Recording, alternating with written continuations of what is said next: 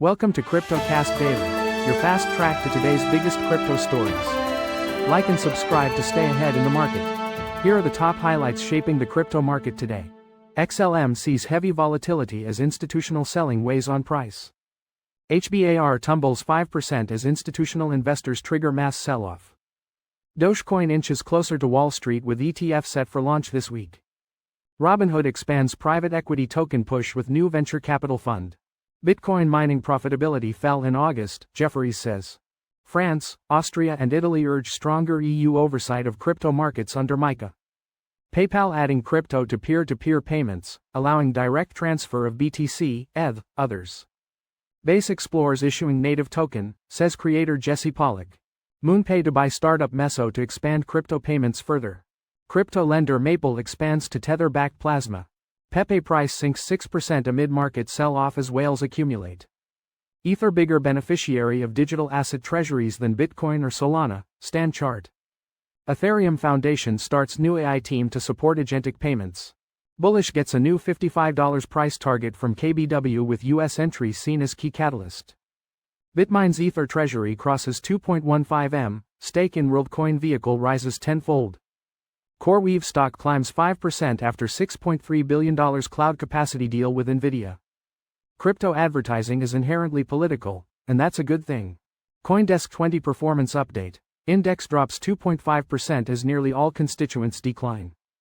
Pantera-backed Solana treasury firm Helios raises $500 million, stock soars over 200%. American Express introduces blockchain-based travel stamps. Stay tuned as we break down the details behind these headlines. Stellar's XLM experienced significant price fluctuations over the past 24 hours. Institutional selling drove the price down 3%. XLM fell from 39 cents to 38 cents between September 14th and 15th. Trading volume reached 101.32 million, almost triple its 24-hour average. The most substantial drop occurred on September 15th, with XLM falling from 39.5 cents to 37.5 cents within 2 hours. This established 39.5 cents as resistance and 37.5 cents as support. Despite the downward trend, XLM briefly recovered from 37.8 cents to 38.3 cents. Trading volume surged during this period, indicating buying interest.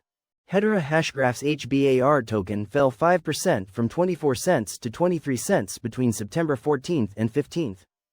This price drop occurred as heavy corporate selling overwhelmed support levels. The sharpest decline happened between 7 and 8 UTC on September 15th.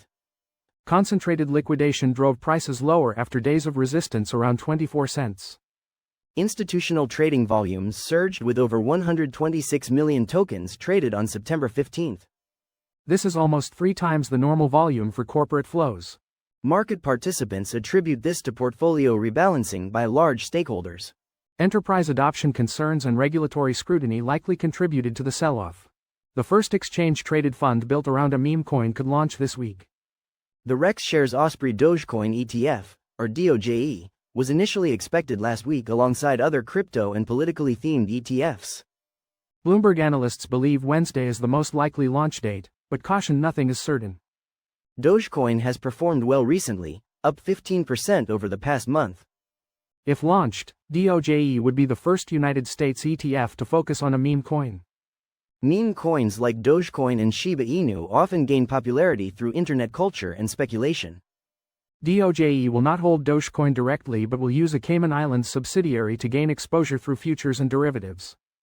This allows traders to bet on Dogecoin performance within a traditional brokerage account. Robinhood is expanding its presence in private markets with a new venture capital fund. This fund is designed to provide everyday investors with access to companies before they go public. Robinhood has filed with the Securities and Exchange Commission to launch Robinhood Ventures Fund 1. This is a closed-end investment vehicle aiming to buy stakes in leading private companies. The fund, managed by a new subsidiary called Robinhood Ventures, will be traded on the New York Stock Exchange pending regulatory approval. Robinhood faced criticism earlier this year after offering users in the European Union access to private equity tokens. The company offered these tokens through tokenized shares in Open Artificial Intelligence and Space Exploration Technologies Corporation. Robinhood also launched its own Layer 2 blockchain network for users in the European Union to access tokenized publicly traded United States stocks. Bitcoin mining profitability decreased by 5% last month. This decline is primarily due to an increase in the network hash rate, according to Jefferies. 1 exahash per second of Bitcoin miners would have generated approximately $55,000 per day in August. This is down from approximately $58,000 per day in July.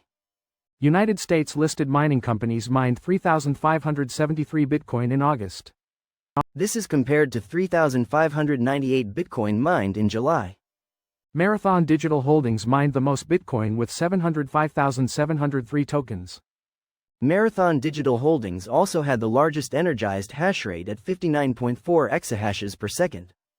Maple Finance has deployed Syrup USDT on Plasma, a payments blockchain backed by Tether. Users will be able to deposit the token into a Midas-hosted vault. Maple Chief Executive Officer Sid Powell said this launch underscores their excitement over Plasma and its importance as a payments ecosystem.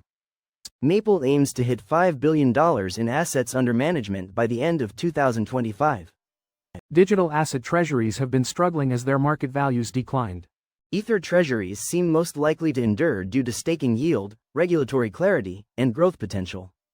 A key metric, the market-to-net asset value ratio, influences these firms' ability to purchase cryptocurrency.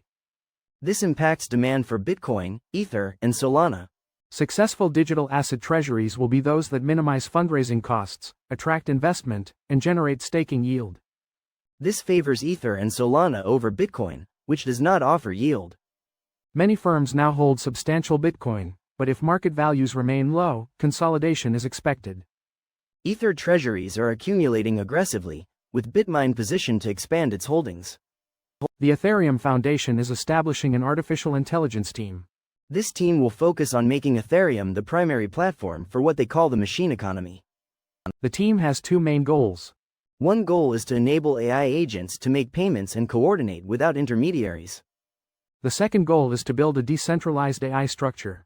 This structure aims to avoid reliance on a small number of large companies. Ethereum is seen as a suitable base layer for intelligent systems. This is due to its neutrality, verifiability, and censorship resistance. KBW initiated coverage of Bullish with a $55 price target. The bank calls Bullish a rare public play on a highly regulated institution-first crypto exchange. United States expansion is seen as a key catalyst for growth. Bullish has competitive fees and deep liquidity, positioning it to gain market share. Bullish holds licenses in Germany, Hong Kong, and Gibraltar. This has drawn institutional traders and enabled a global order book. Bullish is working with Gibraltar on a crypto-enabled clearinghouse. Beyond trading, Bullish acquired CoinDesk and CC Data for recurring revenue streams. Bitmine Immersion Technologies now holds over $10 billion in crypto, cash, and equity. The company added over 82,000 Ether tokens to its stash last week. Bitmine now holds over 2 million Ether tokens. This Ether is worth over $9 billion at current prices. Bitmine also holds $569 million in cash. Its investment in ApeCo, a WorldCoin-focused firm, has increased tenfold to $214 million. This marks Bitmine's first investment in a fellow digital asset treasury. Bitmine is the second largest public corporate owner of cryptocurrency, behind only Pioneer Strategy. CoreWeave stock rose approximately 5% after a $6.3 billion deal with NVIDIA. This deal guarantees NVIDIA use of CoreWeave's excess server capacity through April 2032. NVIDIA will purchase any unused computing resources from CoreWeave. This ensures CoreWeave's data centers will not be idle if customer demand changes. This agreement provides CoreWeave a long-term buyer for its extra capacity, reducing revenue risk. It gives NVIDIA reliable access to cloud-based GPU resources crucial for artificial intelligence training. NVIDIA already holds a significant equity stake in CoreWeave, further strengthening their relationship. CoreWeave, founded in 2017, went public in 2023 in the largest United States venture-backed tech initial public offering since 2021. Crypto advertising often promotes a revolutionary idea. These advertisements challenge established financial and societal norms. Crypto products raise important questions about control, access, and trust. This is why the industry messaging often resembles advocacy. The digital asset industry presents itself as a democratizing force. It questions centralized monetary policy and offers alternatives. These are not neutral positions, and they can be perceived as threats to existing systems. This is one reason why regulation of digital asset advertising has been slow to develop. The CoinDesk 20 index is currently at 4248.74. This represents a 2.5% decrease, equivalent to a drop of 109.09 points since 4 post-meridian Eastern Time on Monday.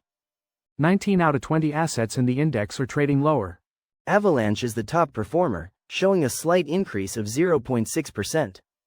Bitcoin Cash follows with a less significant loss of 0.8%. Uniswap leads the decliners with a substantial 9.9% drop. Chainlink also experienced significant losses, down by 7.0%. The CoinDesk 20 is a globally traded index, available on various platforms in multiple regions. Helios Medical Technologies is raising over $500 million to create a Solana-focused treasury company. This company will hold Solana as its reserve asset. It aims to expand to over $1.25 billion via stock warrants. Pantera Capital and Summer Capital led the financing. Helios shares rallied over 200% after the announcement. This firm joins the latest wave of digital asset treasuries. Helios will rival Forward Industries, which has a $1.65 billion war chest. Helios plans to generate income through Solana's yield-bearing design. American Express has introduced Ethereum-based travel stamps to commemorate travel experiences. These travel experience tokens are non-fungible tokens stored on Coinbase Base network. Colin Marlowe, Vice President of Emerging Partnerships at American Express Digital Labs, confirmed this development. The travel stamps are collected when a traveler uses their American Express card. Marlowe explained that these stamps are not tradable and do not function as loyalty points currently. He stated that they are valueless ERC-721 tokens, technically non-fungible tokens, but branded as stamps. American Express aims to enhance the travel experience and differentiate it through these commemorative stamps. Fireblocks supports American Express as its wallet as a service provider for this product. That's a wrap on this episode of CryptoCast Daily. Thanks for tuning in. We'll catch you next time with more market updates, bold predictions, and fearless crypto insights.